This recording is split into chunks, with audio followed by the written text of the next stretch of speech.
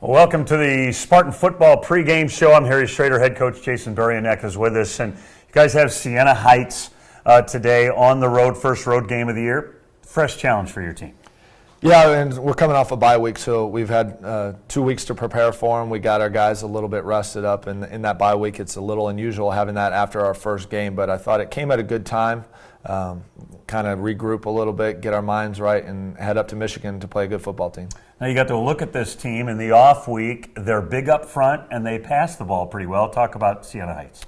Yeah, they're a lot different than Belleville. They are big up front. They're not probably as big and physical as what Bethel was, but they're two different offenses. You know, like you said, they want to throw the ball more, whereas Bethel, they wanted to run the ball at you, and they needed more physical, stronger guys up front, where Siena Heights, they want to get the ball to their playmakers, and their playmakers are out at wide receiver, some really good running backs. So it'll be a challenge for our secondary, different than I think our front seven was really challenged against Bethel. But, you know, I think it plays into our hands a little bit more because we're just not as big up front on the defensive line as what we want to be or need to be yet. So it'll be a good challenge for those guys up front, and then again in our back end secondary guys. You guys lost the opening game. What did you learn from game number one? A lot. I think just little details. There was a little bit of anxiety. I think when we turned on the film, the thing that I talked to our guys about was the things that we saw on film and the things that we watched together as a team, that wasn't things that they had done all of preseason camp. That wasn't anything that we'd seen in practice, and I think it was just some anxiety, some first game jitters.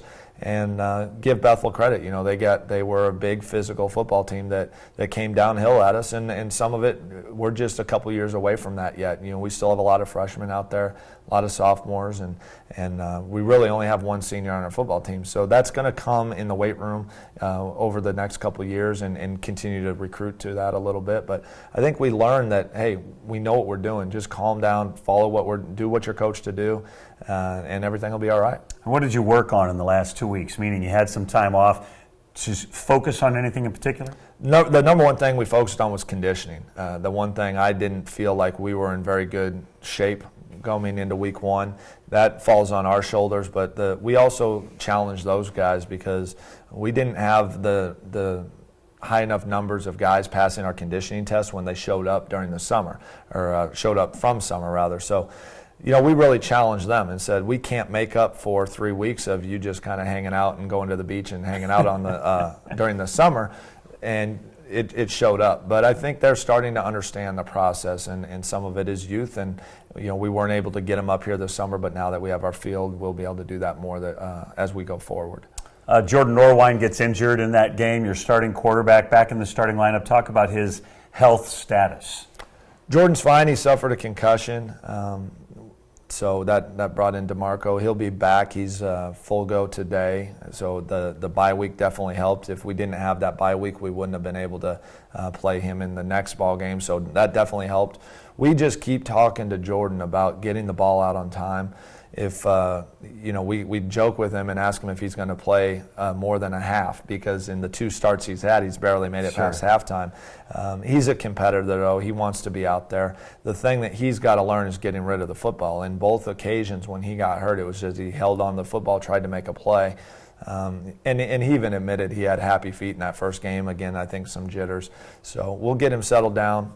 He did some really good things in there, and we'll look forward to see what he can do this week. A year ago, Kaylin Petty was the guy most active in your receiving situation, and he did have 3 catches, most of them late. Do you even try to get a guy really involved, or you just let the offense do what it does? Well, it really falls on the quarterbacks making good reads. There's no team that we're going to play that's not going to key on number 25. You know, he's clearly a big physical, athletic guy. They've got to key on him. So that opens it up for everybody else. And Kaylin's going to have to realize that he's going to have to be patient, learn how to beat double coverage at a lot of times. And the quarterbacks are going to have to not force the ball to him. We're going to have to figure out ways to get him the ball.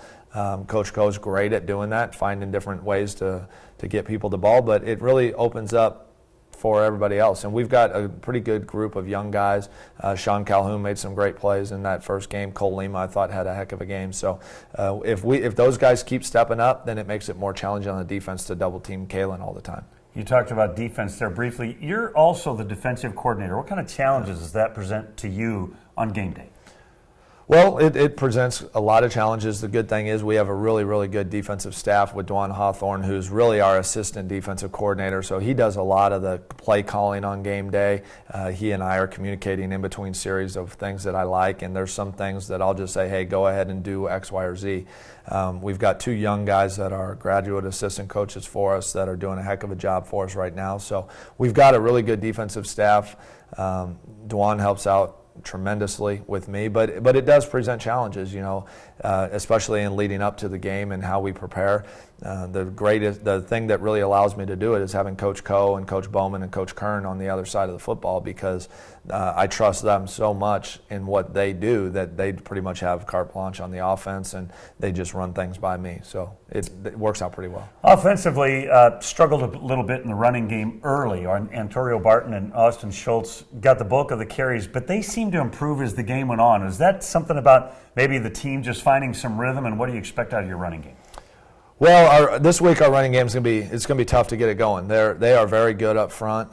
What they present is a challenge in the run game, because they'll bring safeties down in the box and they'll really challenge you. If we can get the pass game going, that'll open up the run this week. It's not the other way around, the way these guys play. The challenge for us is we have some injuries up front. We lost Ben Horn in the game against Bethel. Steven Gorsica is day-to-day on the offensive line, so we'll see if he's ready to go or not. And so we're getting some of these young guys ready to go, and we're just going to have to be patient. Those backs are going to have to fight and grind out a couple yards here and there, and maybe one will break. But they've got to know their role, and they've got to be physical getting up in there and getting yardage when they can. And when we get those guys back, I think you're going to see our offense grow a lot more. But right now we have a lot of youth up on the offensive line. Final question. You guys, the first of 3 straight road games. That's got to be a challenge for your young team as well. It is, for the returners, this is a no-brainer for them. It's kind of old hat for them, because we had 8 road games last year. For the freshmen, it'll be something new. This will be their first time going on a road trip as a college football player. So there'll be some things that they have to overcome, but nothing major. I think sometimes going on the road is a relaxing type atmosphere, because it's just us. They don't have to worry about family and friends and anything like that. So I think from that standpoint, there's some relaxing aspects to it. We'll have a good trip, go up to Michigan. This is the longest trip that we have. So we have three here, and then we get a lot of home games. So it'll work out pretty well. Good luck this afternoon. Thank you. That'll do it for us. Stay tuned. Brad Seigan will have the play-by-play of the game right after this. You're enjoying Missouri Baptist football here on the Spartan Digital Network.